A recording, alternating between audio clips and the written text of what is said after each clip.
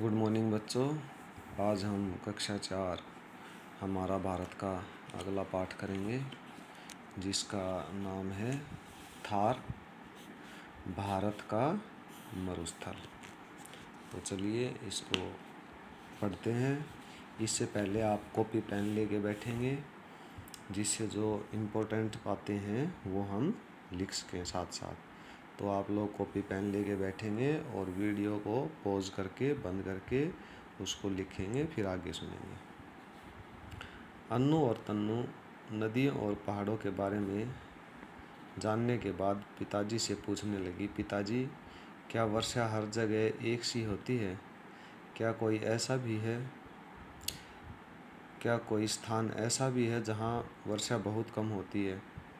पिताजी ने बताया कि भारत में कुछ स्थानों पर बहुत कम वर्षा होती है, जैसे उत्तरी मैदानों के पश्चिम भाग में। इसे थार मरुस्थल कहते हैं। पश्चिमी भाग कौन सा हो गया भाई? पूर्व पश्चिम। तो उत्तर भारत के पश्चिमी मैदान यानी कि इस हिस्से में। तो ये है हमारा थार मरुस्थल। देखिए ये कहाँ पर है? राजस्थान में। ये आपको याद करना है। यह मुख्य रूप से राजस्थान राज्य में अरावली की पहाड़ियों के पश्चिम में स्थित है। ठीक है, ये आ गया भाई। थार मरुस्थल कहाँ पर स्थित है? राजस्थान में अरावली की पहाड़ियों के पश्चिम में स्थित है। ये लाइन आपने लिखनी है, ये ज़रूरी है। अरावली पर्वत कहाँ पर है? राजस्थान में। ये देखिए, ये है इधर अरावली पर्वत, तो इसके पश्चिम में है ये। पूर्व इधर हो गया, पश्चिम इधर, तो ये पश्चिम भाग में है। यहाँ पूरे साल बहुत कम वर्षा होती है, 25 सेंटीमीटर से भी कम। ये भी ज़रूरी है भाई, 25 सेंटीमीटर से भी कम वर्षा होती है। ठीक है, ये लाइन भी आपने लिखनी है। कभी कभी बिल्कुल वर्षा नहीं होती। वर्षा कम होने के कारण यहाँ दूर दूर तक केवल रेत के बड़े बड़े टीले ही दिखाई देते हैं। पानी की कमी के कारण यहाँ वनस्पति नहीं होती या बहुत कम होती है। वनस्पति क्या होती है भाई? पेड़ पौधे हैं, वो बहुत कम होते हैं। अगर वर्षा ही नहीं होगी तो पेड़ पौधे भी कहाँ से होंगे? इसलिए यह क्षेत्र मरुस्थल कहलाता है। ठीक है, ये भी ज़रूरी है भाई। पानी की कमी के कारण यहाँ वनस्पति नहीं होती या बहुत कम होती है। ठीक है, तो इसलिए इसे मरुस्थल कहते हैं। ये लाइन भी लिखनी है आपने। आइए अब इसकी प्रमुख विशेषताओं के बारे में जानें। पहले इसे भी जान लेते हैं। मरुस्थल ऐसा क्षेत्र है जहाँ वर्षा व वनस्पति दोनों ही बहुत कम होती हैं। ये बहुत ज़रूरी है लाइन। ये लाइनें आप ज़रूर लिखेंगे कॉपी में। कुछ मरुस्थल गर्म एवं रेतीले होते हैं, जैसे राजस्थान में हमारा, जैसे थार। हमारे राजस्थान में जो मरुस्थल है उसका क्या नाम है? थार। सहारा मरुस्थल, ये हमारी दुनिया का सबसे बड़ा मरुस्थल है। कुछ मरुस्थल ठंडे एवं चट्टानी होते हैं। ये ज़रूरी नहीं कि भाई वहाँ रेती होगी, तो चट्टान भी हो सकती हैं और गर्म की बजाय ठंडे भी हो सकते हैं, जैसे गोबी मरुस्थल। एशिया का सबसे बड़ा मरुस्थल है ये। और लेह मरुस्थल, लेह लद्दाख, ये उत्तर भारत में हमारे हैं। तो स्थिति देखते हैं। आप यह तो जान ही गए होंगे कि मरुस्थल का अधिकतर भाग राजस्थान राज्य में स्थित है, लेकिन क्यों? तुमने सुना होगा कि जब मानसूनी पवनों के मार्ग में कोई पहाड़ या पर्वत आ जाता है तो पवनें आगे न जाकर पहाड़ों के साथ ऊपर उठ जाती हैं और ठंडी होकर वर्षा करती हैं। यहाँ ऐसा नहीं होता, क्योंकि यहाँ अरावली पर्वत मानसूनी पवनों के समानांतर है। तो ये देखिए भाई, इन्होंने बताया है, मान लेते हैं ये पहाड़ हैं और यहाँ से मानसूनी पवनें आई हैं। ये पवनें आई हैं, पानी लेके बादल आए हैं। ठीक है, पवन क्या होता है? हवा। मानसूनी पवनें पानी को लेके आई हैं। तो इधर जब पहाड़ से टकराएंगे ये बादल, तो ये ऊपर उठकर फिर यहाँ वर्षा करेंगे। ये चक्कर बन जाएगा इस तरह से, फिर ये वर्षा करेंगे, ऐसे पानी गिरेगा, ऐसे बारिश होती है। लेकिन राजस्थान में क्या है, जो अरावली पर्वत है ना वो बहुत पुराना है, सबसे पुराना पर्वत है हमारे देश का। तो वो पानी से, हमने पिछले चैप्टर में पढ़ा था, बारिश से वो कट कट कर ऐसे हो गया है। तो अब क्या होता है, इधर से पवनें आती हैं जो मानसूनी पवनें, तो वो इसके समानांतर यानी कि इसके बराबर से ऐसे निकल जाती हैं, ऊपर नहीं उठेंगी, टकराएंगी, नहीं तो बरसात कैसे होगी। तो इसलिए यहाँ पर कम बरसात होती है। चलिए इसको भी देख लेते हैं। थार मरुस्थल का नाम सिंध प्रदेश में थारपारकर नामक जिले के नाम पर पड़ा है। थार का अर्थ है मरुस्थल और पाकर का अर्थ है दूसरी ओर। ठीक है भाई, ये पढ़ लेंगे। आगे चलते हैं। इसी कारण यहाँ वर्षा करने में मदद नहीं कर पाता है। वर्षा की कमी के कारण यहाँ मरुस्थल बन गया है। जलवायु, भाई जलवायु के बारे में पढ़ते हैं। वर्षा की कमी व रेत होने के कारण यहाँ की जलवायु में बहुत विभिन्नता देखी जाती है। विभिन्नता मतलब अलग अलग तरह की देखी जाती है। दिन में सूर्य की गर्मी के कारण रेत जल्दी गर्म हो जाता है और रात में जल्दी ठंडा, इसलिए दिन गर्म व रातें ठंडी होती हैं। ठीक है भाई, ये लाइन भी आप लिख लेंगे। इसलिए दिन गर्म व रातें ठंडी होती हैं। थार मरुस्थल के कुछ हिस्से तो पथरीले हैं और बाकी हिस्से में खूब रेत है। यहाँ रेत तेज हवा के साथ उड़कर एक जगह से दूसरी जगह जाती रहती है। इससे इन टीलों की स्थिति बदलती रहती है। गर्मियों में यहाँ लू चलती है। लू तेज गति से चलने वाली गर्म व शुष्क हवाएं हैं। यह दोपहर से शाम और कभी कभी और भी देर तक चलती हैं। तो ये देखिए, ये बहुत ज़रूरी है। लू किसे कहते हैं भाई? लू तेज गति से चलने वाली गर्म व शुष्क हवाएं हैं। ये लिख लेंगे और याद कर लेंगे। जो राजस्थान में तेज़ और गर्म हवाएं चलती हैं उसको क्या बोलते हैं? लू। आप देखिए, जून में हमारे यहाँ भी मई के लास्ट में और जून में तेज़ गर्म हवाएं चलेंगी तो उसको क्या बोलेंगे? तेज़ हवाओं को लू। ठीक है। कुछ करने को, मरुस्थलीय क्षेत्रों व समुद्र के पास स्थित कुछ प्रदेशों का गर्मियों व सर्दियों का तापमान समाचारों द्वारा ज्ञात करो व अंतर पता लगाओ। ठीक है, यह आपने खुद से करना है भाई। वनस्पति, मरुस्थल में पानी की कमी के कारण घने जंगल नहीं उग सकते। कहीं कहीं झाड़ियाँ और कटीले पेड़ व घास उगते हैं। कंटीले पेड़ जैसे कीकर, कैक्टस के पेड़, बबूल तथा खजूर यहाँ की प्रमुख वनस्पति हैं। ये आप नोट डाउन कर लेंगे। बारिश के मौसम में यहाँ छोटी छोटी घासें उग जाती हैं। मरुद्यानों के आसपास लोग पानी व उपजाऊ भूमि के कारण निवास करते हैं। यहाँ अधिकतर वही पेड़ पौधे मिलते हैं जिन्हें बहुत कम पानी की ज़रूरत होती है। ठीक है भाई, ये तो राजस्थान में कीकर, कैक्टस के पेड़, बबूल तथा खजूर, ये भाई मरुद्यान किसे कहते हैं? ओएसिस, बंजर भूमि या रेगिस्तान में पाए जाने वाले वो स्थान जहाँ पानी मिलता है उसको मरुद्यान कहते हैं। ये नोट डाउन कर लेंगे भाई आप लोग। पशुपालन, रेगिस्तान में थोड़ी बारिश से घास उगाती है, इसलिए यहाँ के लोग पशु भी पालते हैं। गाय, भैंस, भेड़, बकरी, ऊँट व कई किस्म के बैल पाले जाते हैं। भेड़ों से गडरियों को पीने के लिए दूध और खेतों के लिए खाद के अलावा ऊन भी मिलती है। तो देखिए, गडरिए क्या होते हैं भाई? जो भेड़ पालते हैं ना लोग, उनको बोलते हैं गडरिए। भेड़, बकरियों व गायों को चराने वाले लोगों को गडरिए कहा जाता है। ये भी लिख लेना भाई आप। देखो ये आ गया है, इन्हें भी जानिए। थार की घुमक्कड़ जातियों में एक कालबेलिया जाति है।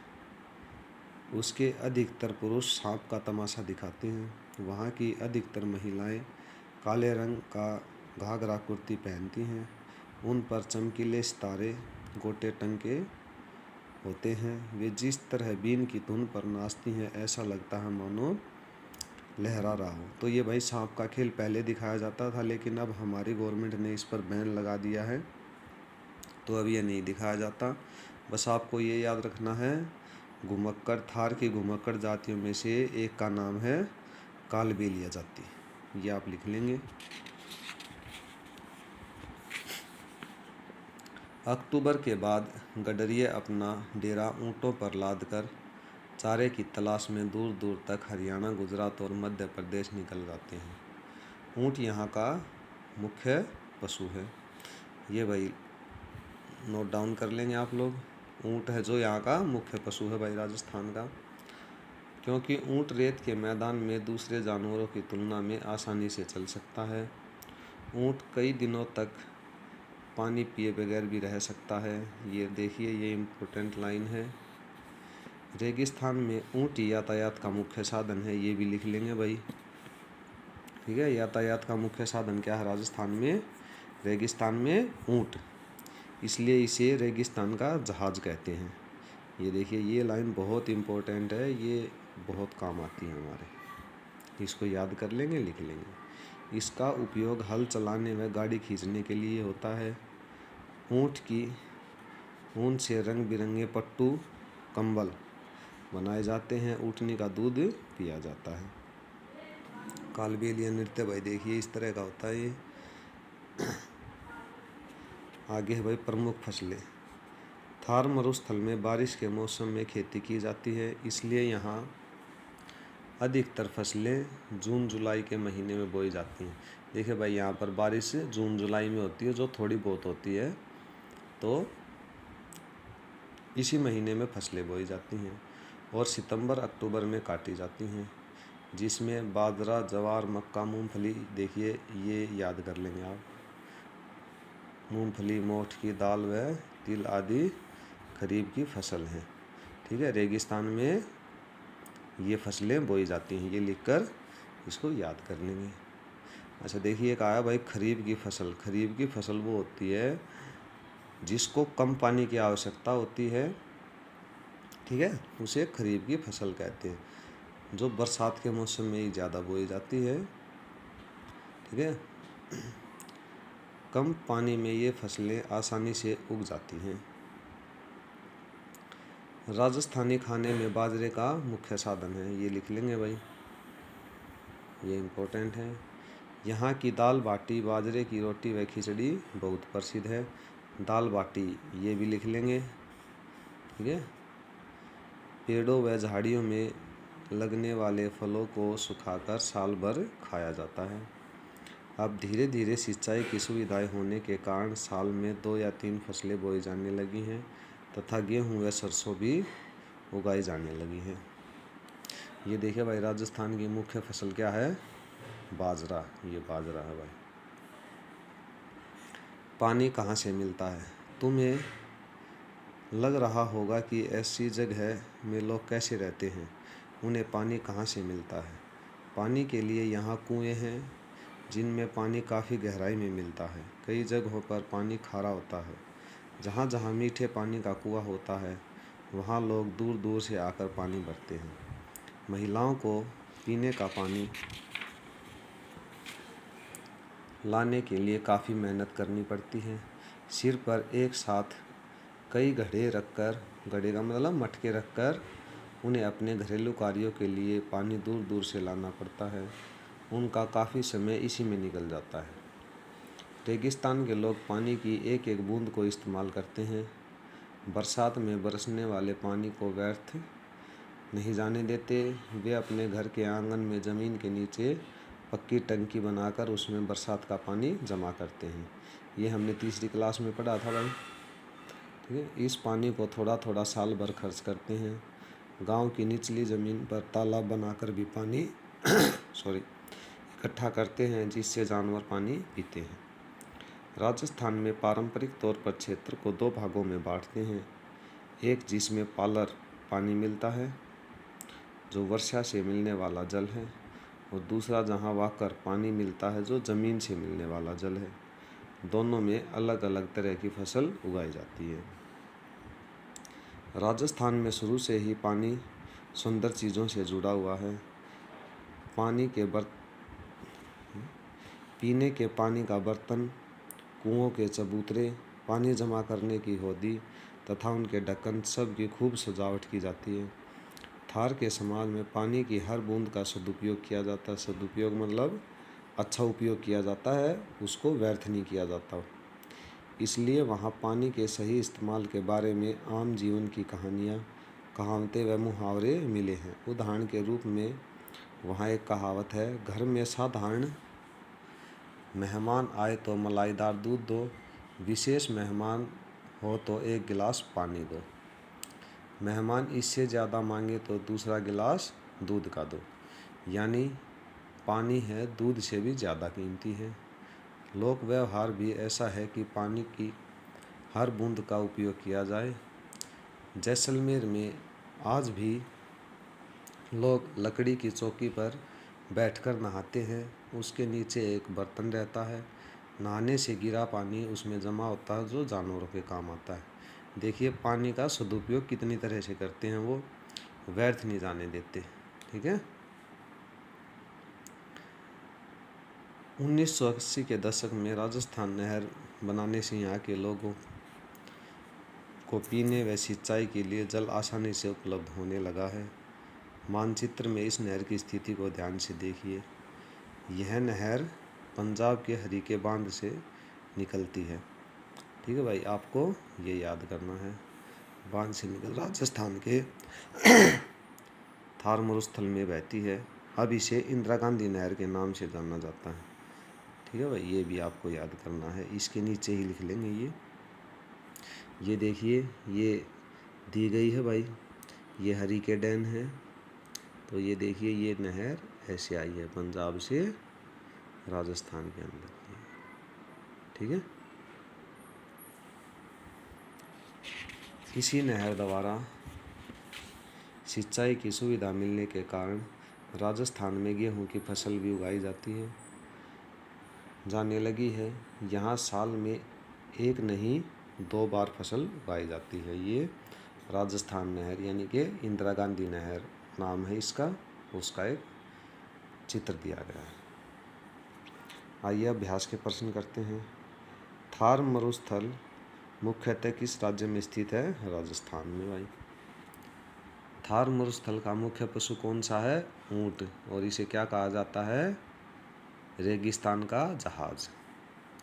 राजस्थान नहर भारत के किस राज्य से निकलती है? तो कहाँ से निकलती है? पंजाब से निकलती है, हरीके बांध से। ये याद रखना आपको। खालिस्तान को भरिए। थार मरुस्थल राजस्थान में अरावली की पहाड़ियों के पश्चिम में स्थित है भाई। इंदिरा गांधी नहर पंजाब के हरीके बांध से निकलती है, ये हमने बताया था।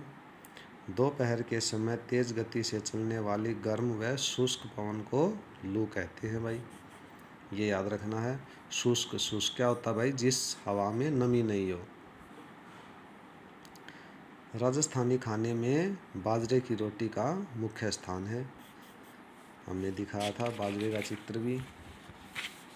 अब ये भाई कॉलम को मिलान करना है। रेगिस्तान का जहाज किसे कहा जाता है? ऊंट को कहा जाता है। ठीक है। रेगिस्तान की वनस्पति कैक्टस, कीकर, बबूल।